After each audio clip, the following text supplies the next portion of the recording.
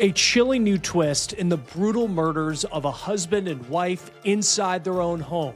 First case before the court, State of Ohio versus Michael McKee. Prosecutors say the suspect, a vascular surgeon, wasn't just unable to let go of a failed marriage. He may have been watching long before the night of the killings. A newly unsealed affidavit reveals Michael McKee may have stalked Spencer and Monique Tepe for weeks, entering their property, lurking in the shadows before allegedly returning to shoot them to their deaths. We're on the case, presented by Law&Crime. I'm Chris Stewart.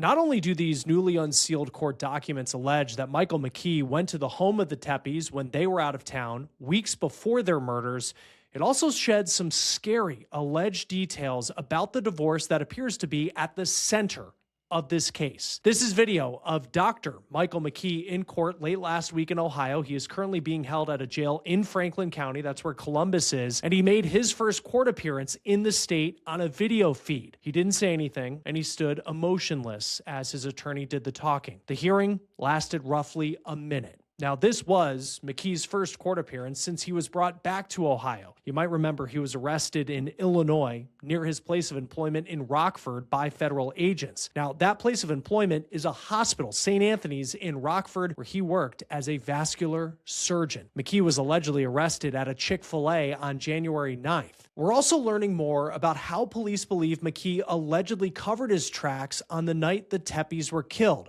I'll talk more about that in just a moment. An Ohio grand jury has indicted Michael McKee on 5 counts, 4 for aggravated murder and 1 for aggravated burglary. Court records also show that police believe he used potentially a silencer when he allegedly killed the Tepes. Now, through his attorney, McKee pleaded not guilty to all of the charges. This is the document showing his not guilty plea. McKee is accused of killing Spencer and Monique Tepe in the early hours of the morning on December 30th. Spencer was a dentist and he didn't show up for work on the 30th, making his coworkers and friends concerned. And even more concerning was that they could not get in touch with Spencer's wife, Monique. She was a stay-at-home mom to their children, ages 4 and 1. Now, this is part of their wedding video that has gone viral since their deaths. It was shot by Spencer's brother-in-law. The Tepes had been married since 2020. They were found shot dead in a second-floor bedroom of their home when someone was eventually able to get inside. There was no sign that someone had forced their way into the house, according to police. As this investigation was unfolding, we dove into the past of Spencer and Monique Tepe, and it appeared that this was a couple who had so many people who loved them. They were described as the life of the party, a couple who loved bringing people together. I mean, you just think of the amount of people who showed up at their house when Spencer didn't show up for work out of concern, as just an example of how many people cared about them. But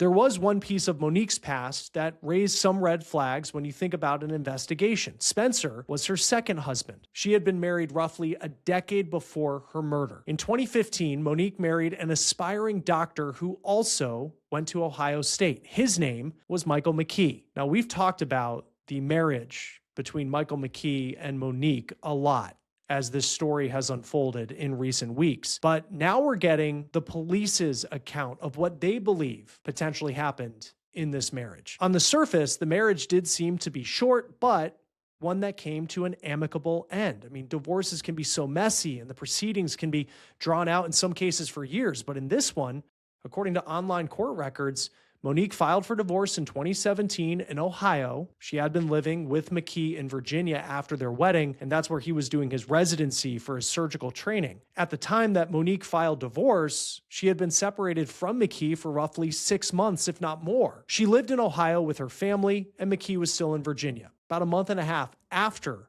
she filed for divorce, it was finalized. A judge said that Monique was awarded the divorce because the couple was incompatible. Now, for as amicable as this divorce seemed on the surface, now we're learning that allegedly wasn't true. This marriage was disturbing. And even though on paper it said this marriage was over, that this relationship between Michael McKee and Monique was over, allegedly, Michael McKee was not letting it go. I want to play for you a soundbite from Rob Misla. who is Spencer Tepe's brother-in-law. He's been somewhat of a family spokesperson since his brother-in-law and Monique were found dead. He spoke with our Anjanette Levy here at Law&Crime, and she asked him about any concerns he had about Monique's previous marriage, and this is what he said. For us, we met Monique in 2018 when Spencer first introduced her to us. But we were fairly certain because of just what Monique had told us stories wise of her. She never called him by name. She would just call him her ex-husband, and just how much of a monster he was, to be honest, emotionally abusive and threatening. And, she did everything she could to extricate herself from that situation. And, met Spencer and lived a very happy life. But I can't speak for Monique, but I know that it changed her as a person, and perhaps it was always in the back of her mind. I don't know. Had she ever spoken to you about it, or Spencer, or did you just hear about a lot of this after the fact? No, we were aware. But it turns out, from what police believe happened in these newly unsealed documents, it was allegedly much, much worse. It appears publicly Michael McKee perhaps made it seem like this marriage came to an end and he was in some ways a victim and he was in shock. We get that from a now deleted TikTok that a woman posted claiming that she had dated Michael McKee at the end of 2017 and for most of 2018. Now, this would have happened right after his divorce from Monique was final. The woman also posted these pictures showing her with Michael McKee when he went to meet her family. She said that McKee told her that one day he came home from work and Monique was gone. Their dog was gone and her stuff was gone. He said he was shocked by it. Now, the woman said in her relationship with McKee that it was something that she brought to an end because for as nice as she felt like he was on the surface, they didn't really have a strong connection, and it just seemed like he had a wall up of some kind. Now, these are all allegations and claims and anecdotes. She never responded to us for comment. But I now want to talk about this newly unsealed affidavit that seems to dive even more into this failed marriage. Police have allegedly gathered information from friends and family of Monique of just how bad it allegedly was. The document states that homicide detectives were told early on in the investigation by people who knew the Tepes that McKee was someone they needed to look into. Friends and family of Monique told detectives that Michael McKee had been abusive and had made numerous threats on her life during and after their marriage. An identifiable witness told detectives that Monique Tepe had shared an allegation against Michael McKee of forced, unwanted sex and of strangulation. Now, it goes on to say, quote, another identifiable witness told detectives that Michael D. McKee had told Monique that he could kill her at any time and would find her and buy the house right next to her, that she will always be his wife. Now, according to this document, an alleged threat that he would find Monique was reportedly more than just words. The Tepes were murdered on December 30th, a day before New Year's Eve, and it's believed that they were killed sometime between 2 o'clock in the morning and 5 o'clock in the morning. But there's a new development in this case, and it's that police believe that Michael McKee did something very concerning on December 6th. The Tepes were graduates of Ohio State. Michael McKee was as well. But as far as the Tepes were concerned, they were big fans of the Ohio State Buckeyes, as many people who go to a Big Ten school. Ohio State's one of the blue bloods of college football. It's a big deal in Columbus during football season when the Buckeyes are playing. And on December 6th, the Buckeyes were playing Indiana in the Big Ten championship game in Indianapolis. And police say Spencer and Monique made the trip out to Indy to watch their team in the game. But this is where it gets concerning, because back at their house in Columbus, hours away, police now allege that Michael McKee, who lives in Illinois, by the way, more than 7 hours from Columbus, police allege he was at the Tepes' home. Police write they see him exit the property a few hours later. The document goes on to say that Monique left the Big Ten championship game in the second half on December 6th, and she went back to the hotel that she and Spencer were staying at. And friends told police that Spencer told them that Monique left the game because she was upset about something involving her ex-husband. Now, police didn't expand more on that part of the story and any details as to what Monique specifically knew the night that she left the game in the second half. Now, when the Columbus police chief took questions from the media following Michael McKee's arrest, she was asked about whether there were any previous calls or record of issues that the Tepes had with McKee. She said there were no previous calls from the Tepe home involving Michael McKee. The family mentioned that Monique previously said that he had been abusive towards her in the past. Was there any evidence or indication of that prior to this incident? What I can tell you is that we did not have any reports, or we did not have any information related to any type of incidents regarding the ex-husband and Monique. Now, we do have some new information as well on how police were able to track down Michael McKee and potentially link him to these murders. Now, you remember that person of interest video that they put out prior to his arrest in the days after the Tepes were killed. This video showed a man in dark clothing walking with a pretty unique gait in the middle of the night behind the Tepes home down an alleyway when it was roughly 20 degrees. And police do now say they believe that person is in fact Michael McKee. And they also say they tracked McKee to a vehicle, a silver SUV, that arrived just before the Tepes were killed and left shortly thereafter. Police say the vehicle has distinctive features, and detectives identified allegedly stolen licenses from Ohio and Arizona on that vehicle that were displayed at different times. They go on to say that they found the vehicle to be associated with his work address in Illinois, as well as a past address for Michael McKee. Now, we know that McKee lived in Vegas for a period of time working for a surgical group out there. He's named in a malpractice lawsuit where he's accused of not properly training an employee. The sketchy part about that lawsuit is that when a company tried to serve McKee papers, they couldn't find him. And the surgical group that he worked for claimed that he had just pretty much vanished.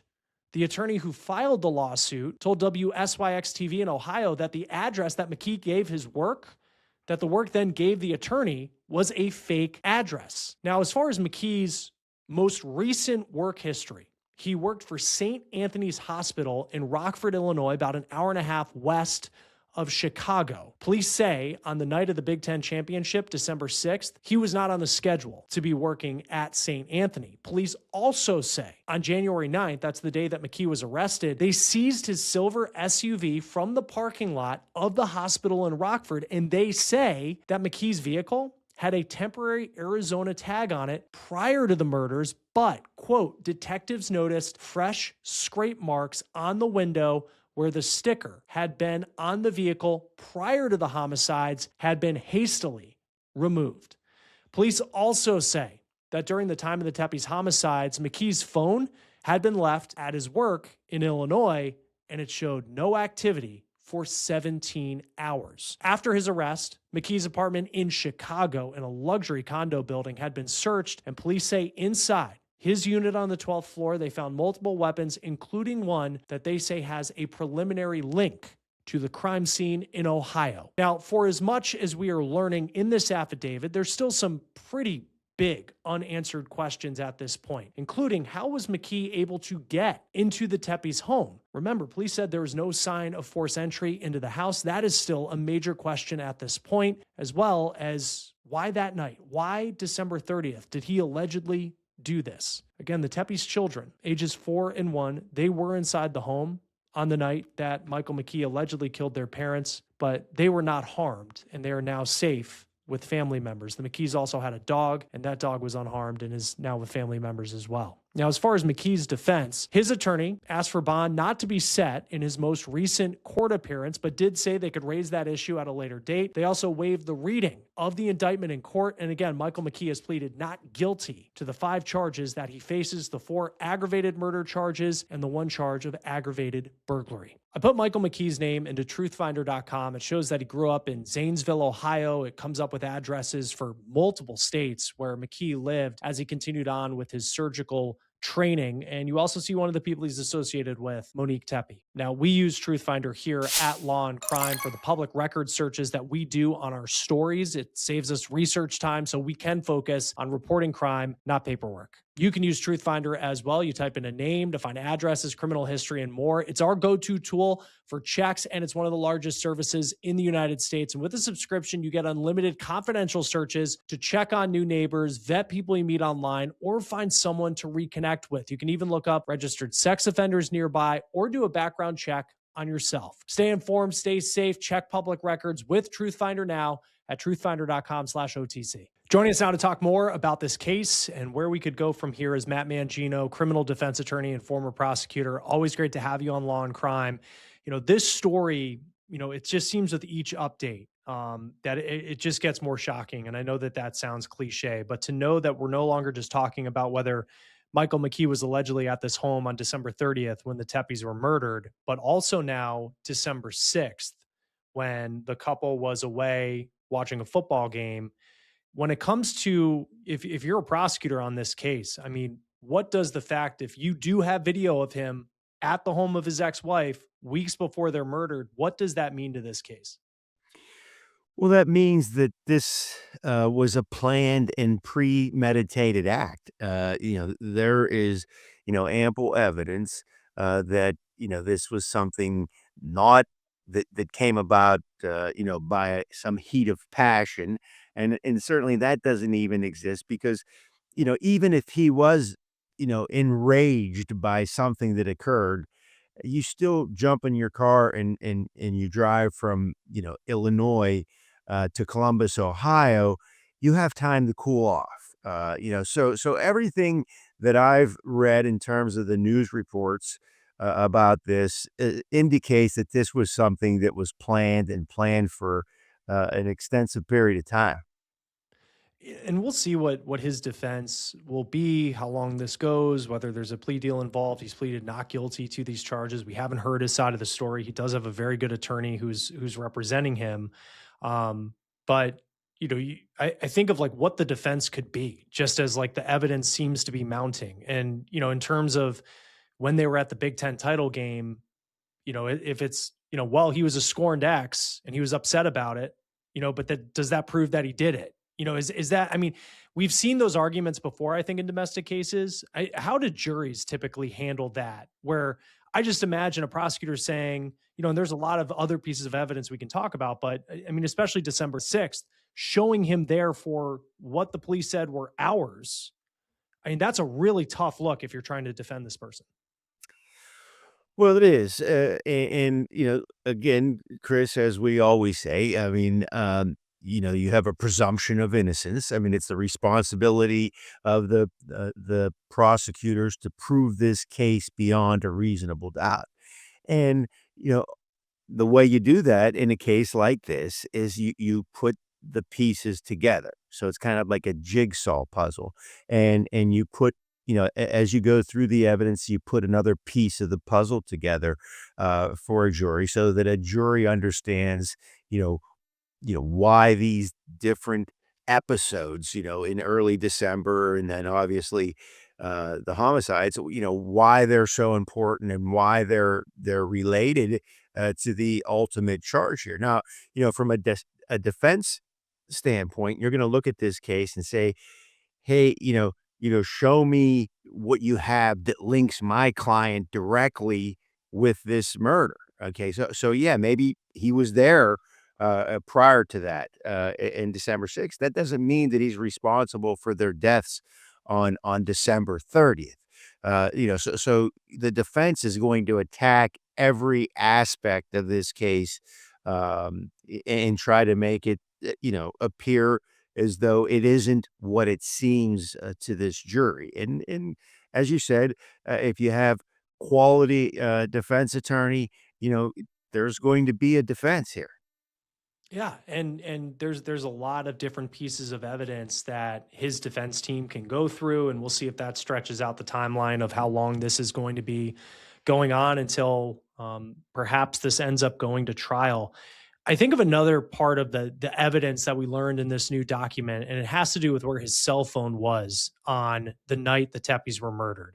And for 17 hours, according to police, it was not moving. There was no activity on it for a pretty long period of time, including the time that they believe the Tepes were murdered. And I think of a lot of cases that we've talked about where the cell phone is right there and it's the person who brought the cell phone with them, and police say, here we go, this proves that you were on the scene of wherever this crime happened. In this case, it's not moving.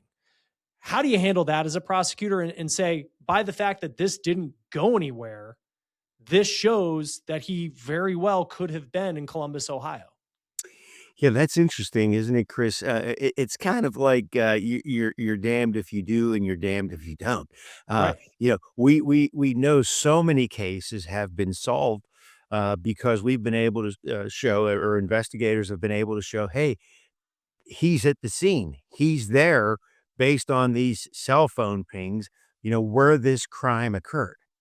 Now we have the absence of that, and you're going to hear prosecutors say, well, he left it at home, so he couldn't be tracked. It's going to be interesting to see how the defense deals with that.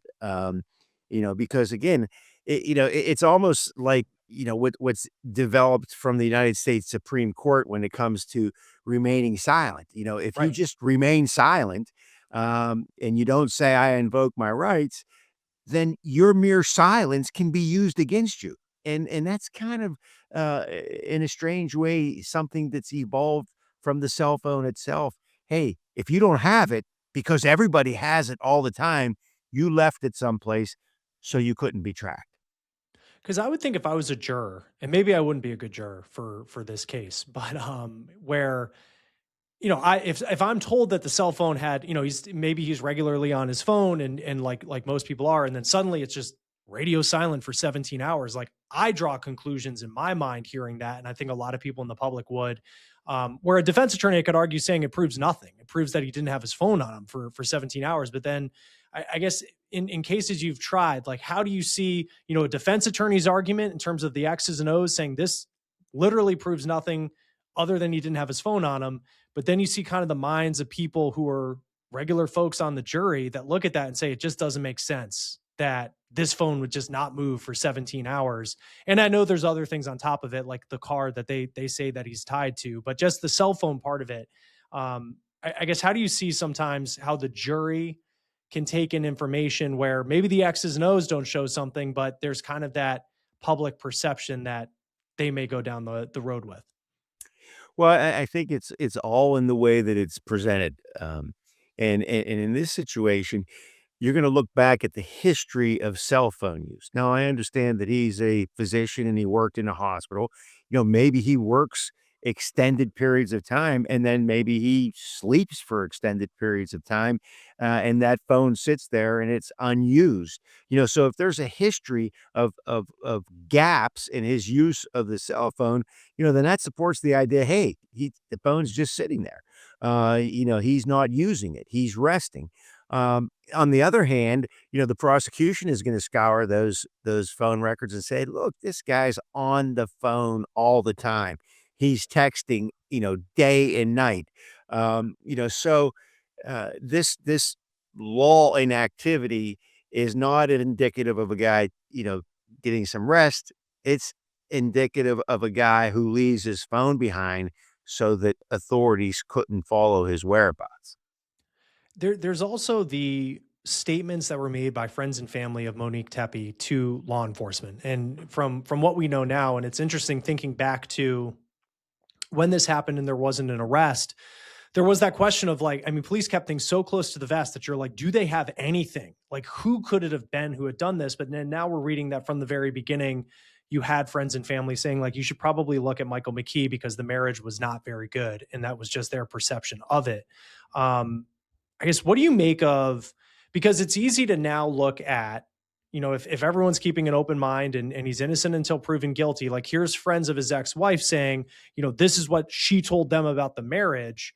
How much weight can that have in a case like this where, a defense attorney could look and say that that is a biased viewpoint of what this marriage was like? Well, yeah, you're always going to suggest that these witnesses are biased in some way against McKee. This was a short marriage; it only lasted a couple of years, and there's talk now about threats that were made. There was talk about, violence in the relationship, the fact that she was afraid of him and made that known to her friends. I mean, those are important details. But other than the friends saying that she had told them that, if this has been an ongoing series of threats and being afraid, there should be some history. There should be some footprint of that. And I'm sure they're going to go back and look and see if there were messages that were sent that were threatening. Or on the other hand, if there's never been anything like that documented. And the other issue is, had she ever gone to the police about, threats that were made during their marriage or even after their marriage? I mean, this marriage ended almost 9 years ago. And this really seems, strange that 9 years later, when your ex-wife has started a family with somebody else, that you're going to go out and want to end her life and her husband's life. Yeah, because the perception of what we're hearing about this marriage is that he was, locked in on her and he was not ready to let this go. But then you just wonder, like, why December 30th? Another big question is, like, what type of communication did they have over the last decade? Just because police have said there was no record of like domestic phone calls. And then there's this line in the report where they're at the Big Ten championship game. She apparently goes back in the second half to the hotel because there was something going on with her ex-husband. And that's when police say that he was at her house. So it's like, did she know, and then like that seems like that would be a call to the police. So like, I feel like there's more details that are going to come out there as this case is being built. But there's no doubt. I mean, there's a lot of damning evidence, it seems, at this point from police. And you look at the vehicle as well. The fact that he had stolen plates from 2 states, that's another one that just seems like that was a new piece of information where here's this surgeon and he went to school for a long time, but now he has stolen plates. What do you make of that?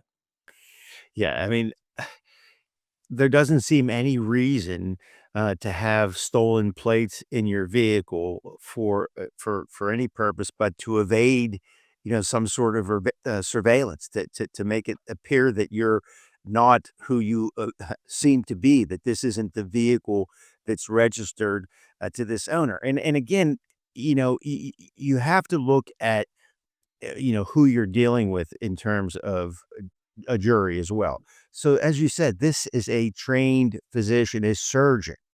Um, what would he have the reason to have stolen plates? It's not like I wouldn't think that he's holding up, you know, uh, convenience stores. I mean, the guy's making some money. Yeah. So he has plates for some other nefarious reason. And does that relate to his ex-wife? So those are issues that I think a jury can really sink its teeth into. Say, hey, this just doesn't pass the smell test.